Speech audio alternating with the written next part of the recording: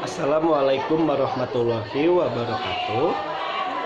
Perkenalkan, nama saya Fauzi Religi Akbar dari Program Studi Pendidikan Masyarakat Fakultas Ilmu Pendidikan Universitas Pendidikan Indonesia Angkatan 2019 dengan NIM 1905162. Mungkin di sini saya akan mereview buku mengenai pengantar ekonomi Islam yang dimana untuk memenuhi tugas dari Seminar Pendidikan Agama Islam. Nama bukunya tersendiri yaitu Pengantar Ekonomi Islam dengan pengarang yaitu Azharsyah Ibrahim dan kawan-kawan, diterbitkan di Departemen Ekonomi dan Keuangan Syariah Bank Indonesia di Jakarta dengan tahun terbit yaitu edisi pertama pada tahun 2021 dengan jumlah halaman 698. Saya akan menjelaskan beberapa isi buku dari Pengantar Ekonomi Islam yang dikeluarkan oleh Departemen Ekonomi dan Keuangan Syariah Bank Indonesia yang diterbitkan di Jakarta tersebut. Yang pertama yaitu mengenai bab 1 paradigma ekonomi Islam. Di sini paradigma ekonomi Islam menjelaskan mengenai cara pandang hidup Islam. Yang pertama yaitu bagaimanakah pandangan hidup Islam, cara pandang ke depannya dan lain-lain. Yang kedua yaitu paradigma ekonomi dalam Islam itu seperti apa. Yang ketiga yaitu mengenai pendekatan Islam terhadap masalah perekonomian di dunia. Yang keempat yaitu pendekatan mengenai induktif dan deduktifnya sendiri mengenai ekonomi. Lalu yang terakhir yaitu muamalah dan prinsip dari dasarnya sendiri mengenai ekonomi dan pandangan hidup Islam. Lalu terdapat bab kedua di sini menjelaskan mengenai definisi, konsep, dan ruang lingkup ekonomi Islam. Beberapa dari definisi, konsep, dan ruang lingkup ekonomi Islam sendiri yaitu menjelaskan mengenai bagaimana itu kriteria atau objek, juga mengenai ilmu ekonomi Islam. Lalu yang kedua yaitu mengenai definisi ilmu ekonomi Islam itu sendiri. Yang ketiga yaitu posisi ilmu ekonomi dan keuangan Islam dibandingkan ilmu ekonomi yang sering kita pelajari. Lalu apa itu konvensional, yaitu dan juga mengenai arti penting ilmu ekonomi dan keuangan Islam, dan beberapa studi kasus yang dipelajari mengenai ilmu ekonomi Islam, definisinya, dan beberapa posisi ilmu ekonomi Islam dibandingkan dengan ilmu ekonomi yang ada biasa kita pelajari gitu. Lalu di sini terdapat bab 3 mengenai metodologi ekonomi Islam, menjelaskan mengenai beberapa filosofi ilmu pengetahuan, lalu definisi dan konsep metodologi, lalu juga ruang lingkup metodologi ilmu ekonomi dan keuangan Islam, dan beberapa studi kasus yang menjelaskan mengenai filosofi ilmu pengetahuan seperti apa dan beberapa subpoinnya sendiri, definisinya juga gitu, dan konsep metodologi, ruang lingkup metodologi ilmu ekonomi dan keuangan Islamnya sendiri seperti itu. Lalu ada di bab 4 mengenai ekonomi Islam dalam lintas sejarah. Dan juga di sini dijelaskan mengenai urgensi belajar sejarah ekonomi karena memang ekonomi pun sudah ada sedari zaman dahulu, mulai dari zaman Nabi ya, sudah ada mengenai ekonomi perdagangan dan lain-lain. Juga ada sejarah ekonomi Islam dan ekonomi Barat seperti apa, karena memang di sini ekonomi sering dipandang dalam dua sudut pandang, yaitu ada ekonomi yang sering dijalankan oleh ekonomi Barat di negara-negara Barat, dan juga ekonomi yang sering dilaksanakan atau dijalankan oleh negara-negara Islam seperti di Timur Tengah seperti itu. Dan beberapa fase pemikiran ekonomi Islam terdapat 4 fase seperti itu. Lalu dalam bab 5 sendiri terdapat perbedaan sistem ekonomi Islam dan sistem ekonomi kapitalisme. Sistem ekonominya itu yaitu bagaimana sistem ekonomi secara umum, dan juga karakteristik sistem ekonomi kapitalisnya itu seperti apa gitu. Oke, mungkin saya lanjut ke bab 6 dalam bukunya Pengantar Ekonomi Islam mengenai perbedaan sistem ekonomi Islam dan ekonomi sosialis, yang seperti kita tahu gitu ya, bahwasanya ada beberapa sistem ekonomi yang sering dipakai di dunia, yaitu seperti sistem ekonomi kapitalis yang dijelaskan sebelumnya, dan juga ada sistem ekonomi sosialis yang sering digunakan oleh negara-negara sosialis komunis seperti itu, dan juga ada sistem ekonomi Islam yang sering digunakan di negara-negara Islam seperti itu. Dijelaskan di sini bahwasanya perbedaan sistem ekonomi Islam dan ekonomi sosialis itu terdapat karakteristik dari sistem ekonomi sosialisnya sendiri itu seperti apa. Bahwasanya di sini sistem ekonomi sosialis pun pastinya memiliki karakteristiknya, spesifikasinya seperti apa dan penerapannya seperti apa dalam suatu negara, dan juga perbandingan sistem ekonomi sosialis dan sistem ekonomi Islam dalam penerapannya di suatu negara seperti itu. Dan juga bab 7 di sini dijelaskan bahwasanya secara spesifik mengenai sistem ekonomi Islam. Bahwasanya di sini mengenai sistem ekonomi Islam dijelaskan secara spesifik dan komprehensif. Yang pertama yaitu mengenai masalah pokok ekonomi Islam. Yang kedua yaitu mengenai beberapa pilar dari ekonomi Islam itu sendiri, dan juga mengenai tujuan-tujuan dalam ekonomi Islam itu seperti apa, lalu juga beberapa nilai-nilai dalam ekonomi Islam, dan juga beberapa prinsip dasar mengenai ekonomi Islam. Jadi di sini dijelaskan secara jelas gitu ya, secara spesifik mengenai poin-poin masalah, mengenai pilarnya, mengenai tujuan-tujuannya seperti apa, mengenai nilai-nilai, dan juga beberapa prinsip dasar dalam ekonomi Islam itu sendiri seperti itu. Lalu di bab selanjutnya yaitu ada bab 8 mengenai maqasid syariah sebagai tujuan ekonomi Islam. Dalam maqasid syariah sebagai tujuan ekonomi Islam sendiri itu menjelaskan mengenai konsep hukum, maqasid syariah, dan juga maslahahnya seperti apa gitu. Dan juga di sini menjelaskan mengenai definisi ruang lingkup dari maqasid syariah itu sendiri.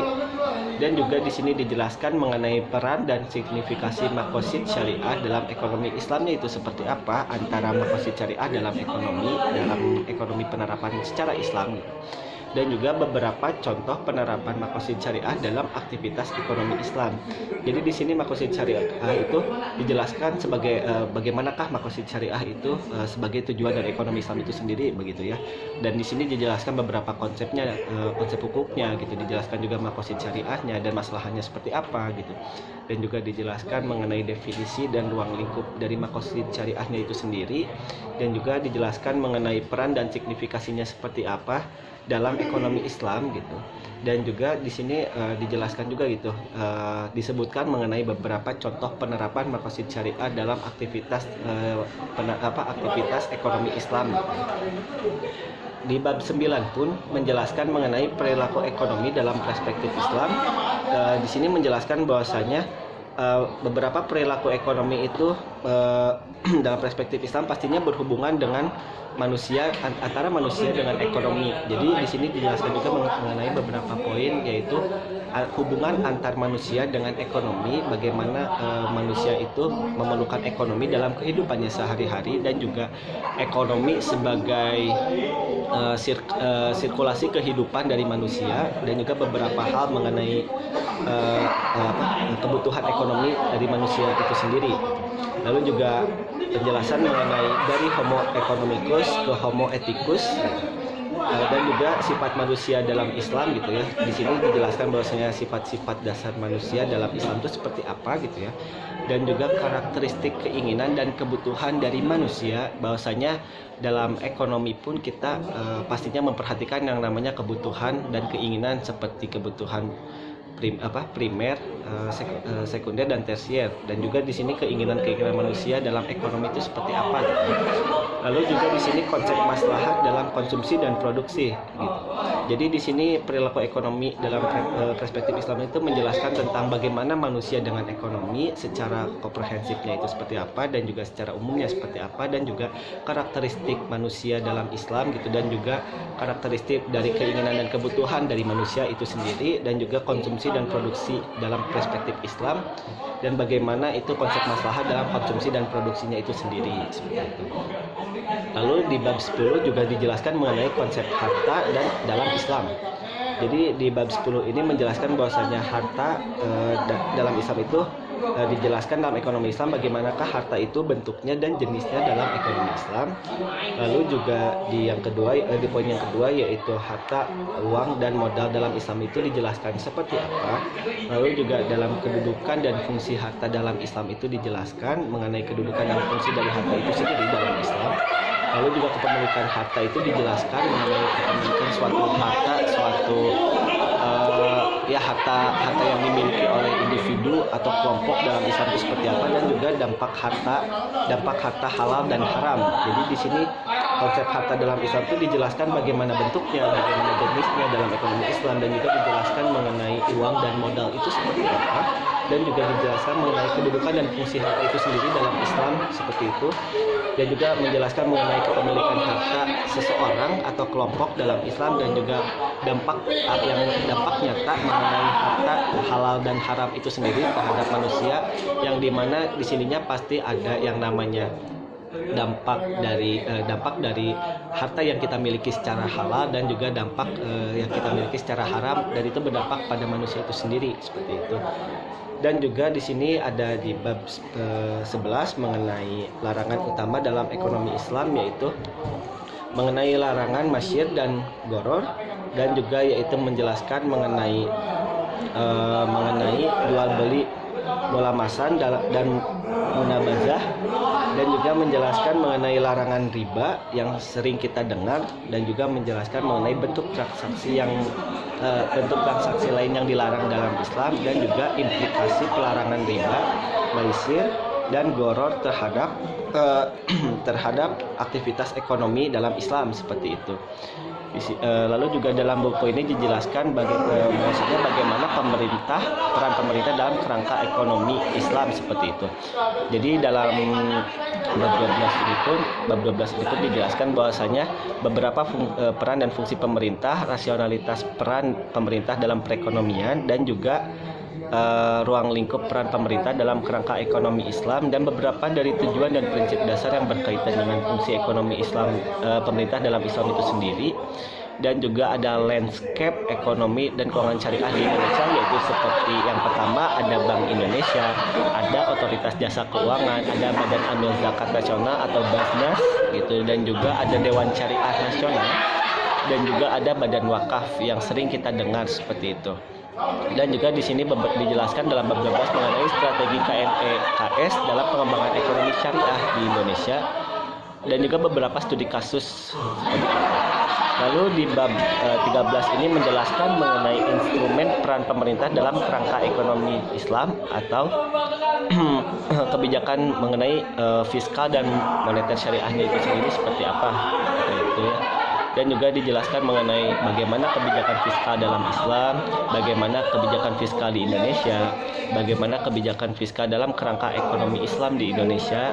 Lalu juga dijelaskan mengenai kebijakan moneter dalam Islam dan makna, tujuan, dan fungsi kebijakan moneter uang dalam Islam, dan beberapa aplikasi pokok-pokok ekonomi Islam dalam moneter Islam. Lalu yang terakhir yaitu mengenai transmisi kebijakan moneter Islam seperti itu. Lalu di bab terakhir, di bab 14, yaitu menjelaskan mengenai peran masyarakat dalam ekonomi Islam, yang terdiri dari yaitu peran masyarakat dalam pengembangan keuangan mikro syariah. Lalu juga menjelaskan mengenai Baitul Mal wa Tamwil atau BMT, dan Bank Pembiayaan Rakyat Syariah atau disingkat BPRS.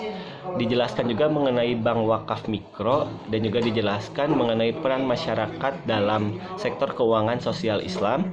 Dijelaskan juga dalam bab 14 ini mengenai peran masyarakat dalam zakat, infak, dan sedekah. Dalam bab ini juga dijelaskan mengenai peran masyarakat dalam wakaf. Lalu juga ada peran dan partisipasi masyarakat dalam sektor pendidikan ekonomi dan keuangan syariah. Lalu yang terakhir yaitu mengenai perguruan tinggi, pesantren, peran sosial kemasyarakatan Islam bagi pembangunan ekonomi Islam yang berkelanjutan, dan yang terakhir yaitu mengenai studi kasus dari beberapa peran masyarakat dalam ekonomi Islam. Mungkin dari saya cukup sekian, mohon maaf apabila ada salah kata dan penyebutan. Wabillahi taufiq wal hidayah. Wassalamualaikum warahmatullahi wabarakatuh.